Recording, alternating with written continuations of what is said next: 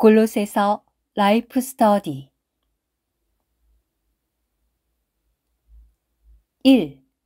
책의 배경과 위치.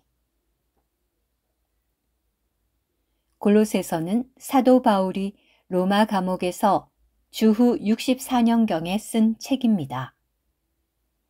이 책의 주제는 만유를 포함하신 그리스도입니다. 골로새서를 쓴 바울의 목적은 교회 안에서는 그 어떤 것도 그리스도의 대치물이 될 수 없다는 것입니다. 골로새서 2장 8절, 16절, 18절의 세 절은 경고의 말씀으로써 이 서신이 쓰이게 된 상황을 알게 합니다. 8절. 누가 자기의 철학과 헛된 속임수로 여러분을 사로잡아 가지 않도록 조심하십시오. 그런 것들은 사람의 전통과 세상의 초보적인 교훈을 따른 것이지 그리스도를 따른 것이 아닙니다. 16절. 그러므로 먹는 것이나 마시는 것이나 명절이나 초하룻날이나 안식일에 관하여 아무도 여러분을 판단하지 못하게 하십시오. 18절.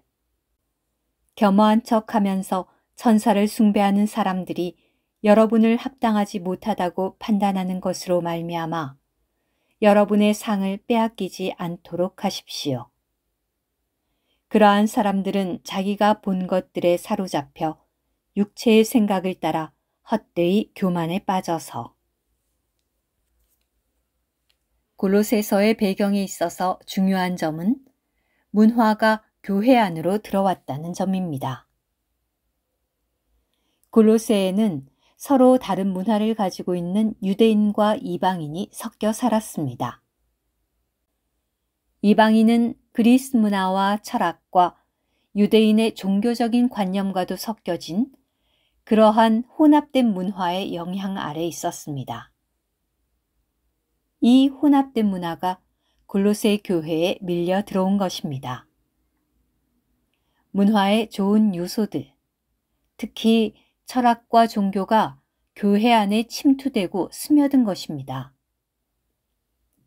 특별히 일종의 종교적인 금욕주의가 골로새 교회의 침투에 들어왔는데 이러한 금욕주의는 천사 숭배와 관계 있는 종교적인 것으로서 고상하고도 세련된 것이었습니다. 이것이 문화의 요소를 가지고 교회 안에 흘러들어온 원수의 간사함입니다. 원수의 계략은 유대 종교와 이방의 철학을 혼합시켜 교회 안으로 보내서 그 혼합된 문화로 교회를 물들게 하려는 것이었습니다. 이러한 현상은 오늘날에도 여전합니다. 기독교 안에서 그리스도라는 이름은 찾을 수 있지만 그리스도의 실제는 찾을 수 없습니다. 많은 것들이 그리스도의 대치물이 되었습니다. 하나님의 눈에서 볼 때 그리스도 외에는 아무것도 계산되지 않습니다. 그러므로 자매들은 친절이나 예의 바른 것이나 동정 따위를 조심해야 하고 형제들은 건전한 생각이나 강한 의지나 용감성을 주의해야 합니다. 그리스도에 대치되는 것이라면 그 어떤 인간적인 미덕일지라도 조심해야 합니다. 원수는 교묘하게 우리를 유혹하여 우리로 좋은 사람, 예의 바른 사람, 부드러운 사람, 매력적인 사람이 되게 합니다. 교회는 그리스도로 채워지고 그리스도로 지어져야 하는 집입니다. 그러므로 교회 생활은 오직 그리스도로만 이루어져야 합니다. 오직 그리스도만이 우리의 성분과 본질이 되어야 합니다. 교회 안에서 우리 자신이 무엇이 되고 무엇을 갖고 무엇을 할 수 있을 때 그것들은 다 그리스도의 대치물이 될 수 있습니다. 우리가 더 좋은 사람이 되고 더 능력이 있는 사람이 될수록 더 많이 그리스도를 대치할 수 있습니다. 그리스도가 아닌 모든 것은 없어져야 합니다. 골로새서에서는 그리스도의 어떠하심이 여러 면에서 펼쳐집니다. 그러므로 골로새서는 만유를 포함한 깊은 그리스도를 나타냅니다. 우리는 그리스도가 우리의 모든 것이 될 때까지 그분으로 적셔지고 충만되어야 합니다. 우리는 그리스도에 대치되는 그 어떤 것도 허락하지 말아야 합니다. 왜냐하면 그리스도 자신이 모든 적극적인 것들의 실제이시기 때문입니다. 이것이 골로새서의 중심 요점입니다. 2. 서문. 골로새서 1장 1절부터 8절은 이 서신의 서문입니다. 서문인 이 구절들은 이 책의 목적과 주제를 나타내고 있습니다.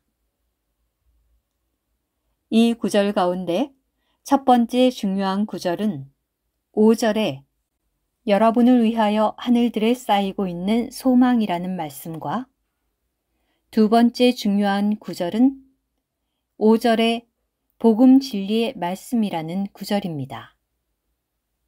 세 번째는 6절에 진리 안에서 하나님의 은혜를 깨달았습니다. 라는 말씀입니다.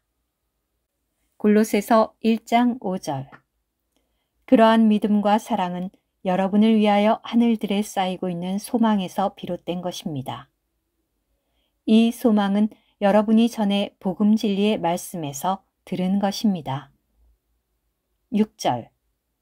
이 복음이 여러분에게 이르렀을 때 여러분이 듣고 진리 안에서 하나님의 은혜를 깨달았습니다.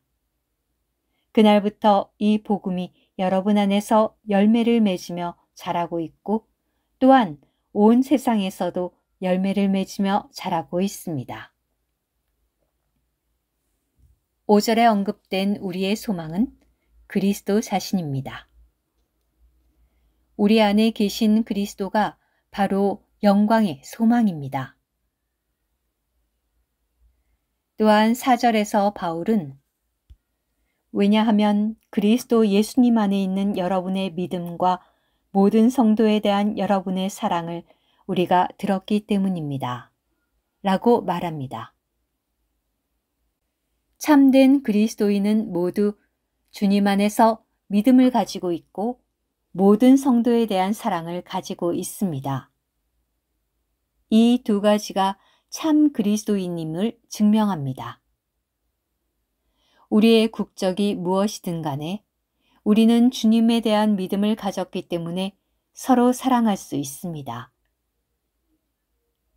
본질적으로 결코 사랑할 수 없었던 사람들을 사랑할 수 있는 이유는 우리를 위하여 하늘에 쌓아둔 소망이 있기 때문입니다. 하늘에 쌓아둔 소망은 우리가 오늘 어떻게 사느냐와 깊은 관계가 있습니다. 그리스도를 살고 그분을 우리의 인격으로 받아들이는 것입니다. 오늘 그리스도를 더 많이 살면 살수록 우리를 영화롭게 하기 위하여 우리를 위해 하늘에 쌓아둔 소망은 더 클 것입니다. 3장 4절은 그리스도를 우리의 생명이라고 말한 성경의 유일한 구절입니다. 3장 4절. 그리스도는 우리의 생명이십니다.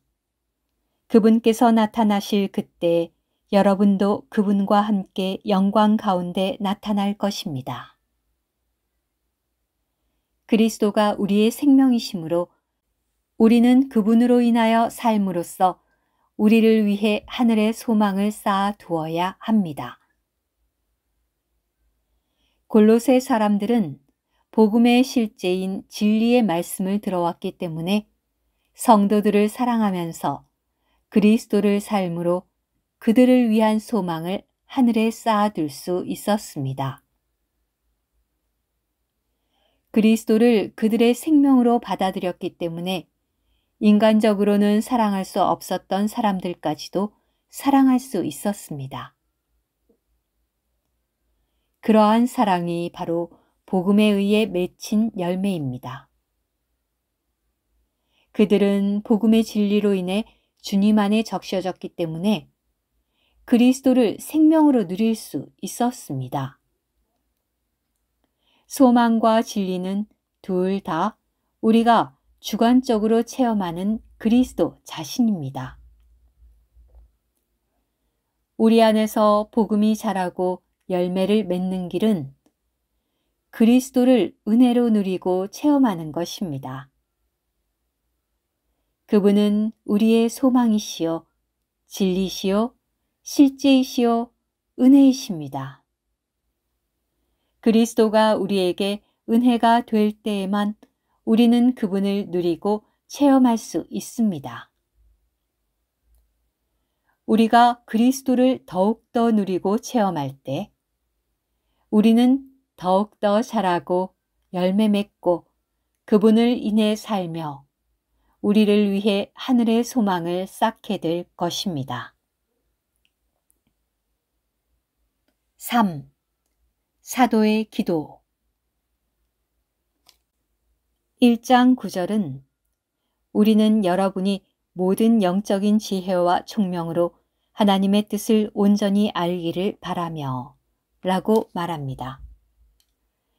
여기서 말한 하나님의 뜻은 결혼이나 직업이나 주택 문제 같은 것이 아니라 우리가 만유를 포함한 그리스도를 알고 체험하고 우리의 생명이신 그분을 사는 것입니다. 만유를 포함한 그리스도를 알고 체험하기 위해서는 모든 영적인 지혜와 이해가 요구됩니다. 우리는 무엇을 하든지 하나님의 뜻 안에서 해야 합니다. 그리스도가 우리의 생명과 인격이 되어야 합니다. 10절에서는 또 여러분이 주님을 합당하게 행하여 모든 일에서 그분을 기쁘시게 하고 모든 선한 일에서 열매를 맺으며 하나님을 온전히 알므로써 자라기를 바랍니다. 라고 말합니다. 주께 합당하게 행한다는 것은 겸손해지고 선해지고 관대해지는 것이 아니라 우리가 그리스도를 살고 그 안에서 행하며 모든 면에서 주를 기쁘시게 하는 것입니다. 우리가 그리스도를 사는 것보다 더 아버지 하나님을 기쁘시게 하는 것은 없습니다. 만일 우리가 주께 합당히 행한다면 우리는 모든 선한 일에 열매를 맺게 될 것입니다. 11절에서 바울은 또한 우리는 여러분이 그분의 영광의 권능에 따라 모든 능력으로 강하게 되어 기쁨으로 모든 인내와 오래 참음에 이르기를 바라며 라고 말합니다. 부활하신 그리스도가 우리 안에 계심으로 우리는 이 놀라운 능력으로 고난 속에서도 기쁨을 누릴 수 있습니다. 1장 12절부터 14절까지에는 바울의 감사가 나타납니다. 바울은 빛 가운데서 성도의 분깃의 몫을 얻게 하신 것에 대해 아버지께 감사를 드렸습니다. 성도의 분깃이란 우리의 누림을 위한 만유를 포함한 그리스도입니다. 그분은 하늘에 속한 몫으로 그리스도를 우리에게 주셨습니다. 13절은 아버지께서 우리를 어둠의 권세에서 구출하시어 그분께서 사랑하시는 아들의 왕국 안으로 옮기셨습니다. 라고 말하고 있습니다. 어둠의 권세에서 건져내어지는 것은 그리스도 안에서 몫을 얻는 것의 첫 번째 단계입니다. 두 번째 단계는 하나님의 사랑의 아들의 나라로 옮겨지는 것입니다. 이것이 바로 우리의 분기시신 그리스도께 참여할 수 있는 자격입니다. 14절에서 우리는 이 아들 안에서 구속받았습니다. 곧 죄들이 용서받았습니다. 라고 말합니다. 하나님의 사랑의 아들인 그리스도 안에서 우리는 구속과 죄사함을 얻었습니다. 이것은 이미 이루어진 사실이므로 여기에 대해서는 기도할 필요가 없습니다. 다만 우리는 하나님께 감사를 드리기만 하면 됩니다. 그러나 우리가 하나님의 뜻을 아는 것과 주께 합당히 행하여 범사에 기쁘시게 하는 것에 대해서는 기도할 필요가 있습니다. 우리는 그분을 더욱 충만히 알 때까지 그분에게 합당하게 행할 수 있게 되기까지 계속 나아가야 합니다. 4. 흑암의 권세에서 건져져 그분의 사랑의 아들의 나라로 옮겨짐. 골로새서에서 말한 흑암의 권세란 악한 일들이 아닌 종교적인 관례와 이방인의 의식과 그노시스 철학입니다. 어둠의 권세는 곧 사탄의 권세를 뜻합니다. 어둠의 권세에서 건져내어짐은 사망의 권능을 가진 마귀로부터 구출되는 것입니다. 흑암의 권세는 사탄의 나라요. 사탄 자신이 바로 어둠입니다. 사탄의 나라는 하나의 조직입니다. 이 조직 안에 있는 것이 다 나쁜 것은 아닙니다. 오히려 좋은 것이 더 많습니다. 사탄은 사람들을 조직화하여 그 조직 안에 가두어 두기 위해 좋고 나쁜 여러 가지 것들을 사용합니다. 오늘날 사람들은 전 세계적으로 어둠 아래 있습니다. 어둠을 다만 악한 곳에 있는 것으로 생각하면 안 됩니다. 어둠의 권세는 가장 높은 문화적 산물들을 포함하고 있지만 이것들은 사탄이 사람들을 조종하는 흑암의 권세입니다. 우리는 우리가 아직도 얼마나 많이 이 흑암의 권세 아래 있는가를 자문해 보아야 합니다. 무의식적으로나 잠재적으로 또한 자동적으로 우리는 그리스도가 아닌 자아에 따라 생활하고 있습니다. 우리가 옛사람의 어떤 면 안에서 생활할 때마다 우리는 흑암의 권세의 조종 아래 있는 것이며 사탄에 의해 조직화되고 있는 것입니다. 그러므로 우리가 할 수 있는 유일한 길은 십자가로 사탄의 흑암의 권세의 모든 면을 처리하도록 하는 것입니다. 십자가만이 우리의 유일한 길입니다. 우리는 흑암의 권세로부터 구출되었을 뿐만 아니라 하나님의 사랑의 아들의 나라 안으로 옮겨졌습니다. 아들의 나라는 곧 그리스도의 권세입니다. 신성한 생명의 체현인 아들이 곧 아버지의 사랑의 대상입니다. 신성한 사랑의 대상은 신성한 사랑 안에서 부활의 권세로 말미암아 우리에게 생명의 표현이 되었습니다. 우리는 하나님의 사랑의 달콤함 속에서 최대한의 다스림과 제한을 받습니다. 그분은 사랑이 있는 부활의 생명 안에서 우리를 다스리십니다. 이것이 그의 사랑의 아들의 나라입니다. 여기서 우리는 나쁜 것뿐 아니라 철학과 의식과 관례와 금욕주의로부터, 즉 그리스도 외의 모든 것으로부터 해방됩니다.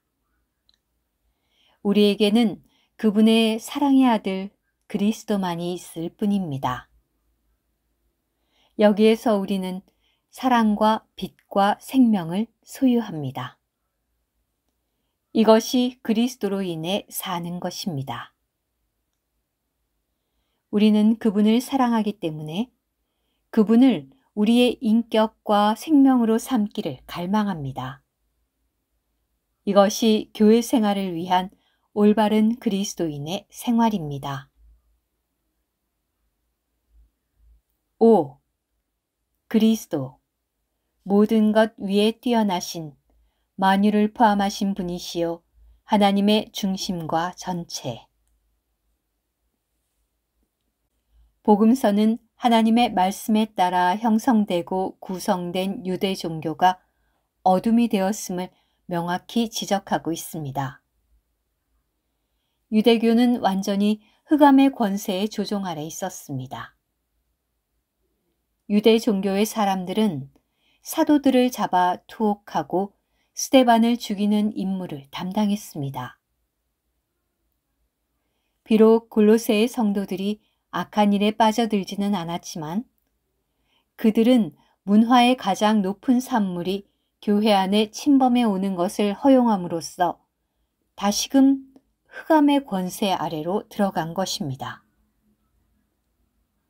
오늘날 천주교와 여러 교파들과 수많은 독립적인 기독교 단체들이 흑암 가운데 있습니다. 그 이유는 그들에게 명목상의 그리스도만 있을 뿐 실제적인 그리스도는 없기 때문입니다. 성경이 빛으로 충만한 책이지만 우리가 주님의 임재 가운데에서 성경을 읽지 않는다면 성경을 읽는 것까지도 흑암 가운데 있게 될 것입니다. 그리스도가 없는 우리 자신, 그리스도가 없는 우리 생활은 다 흑암 가운데 있습니다. 주의 회복 안에 있는 우리라 할지라도 매일의 행함에서 그리스도를 체험적으로, 실제적으로 누리지 못한다면 역시 흑암 가운데 있는 것입니다. 많은 메시지와 가르침을 들었으므로 빛 가운데 있으리라고 생각하지 마십시오. 당신이 아직도 흑암 가운데 있을 가능성은 큰 것입니다. 우리가 무슨 흉악한 죄를 지어야만 흑암 가운데 있는 것이 아닙니다.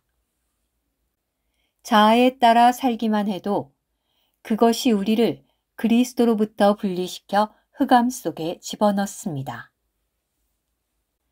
반드시 그분이 우리 생활의 모든 면을 흠뻑 적시고 지배해야 합니다.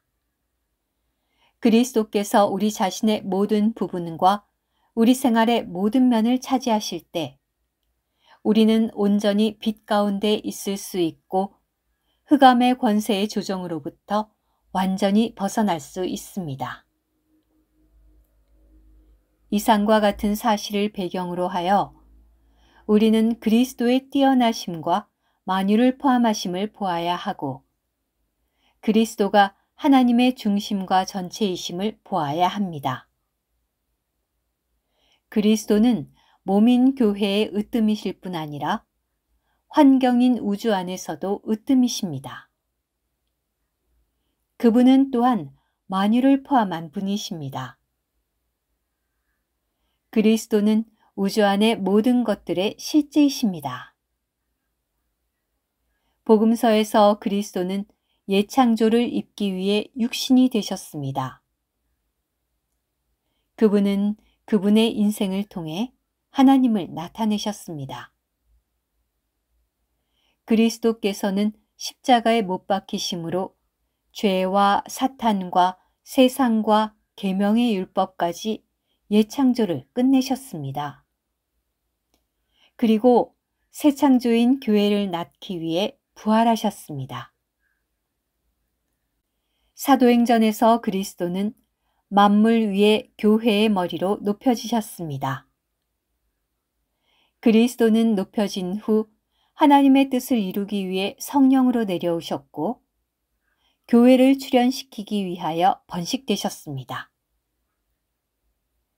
서신서들에서 그리스도는 우리의 의요, 생명이요, 생명 공급이요, 거룩함이요, 구속이요, 우리의 영광이심을 보게 됩니다. 요한계시록에서 우리는 그리스도가 교회의 간증이심을 봅니다. 나아가 그리스도가 장차 올 나라의 왕이시요 마지막에는 영원 안에 있는 새 예루살렘의 중심이심을 봅니다. 골로새서에서 우리는 그리스도가 모든 것 위에 뛰어난 분이며 또한 만유를 포함하신 분임을 봅니다. 그분은 하나님의 경륜의 중심과 전체이십니다. 하나님의 경륜 안에는 그리스도밖에 없습니다. 아멘.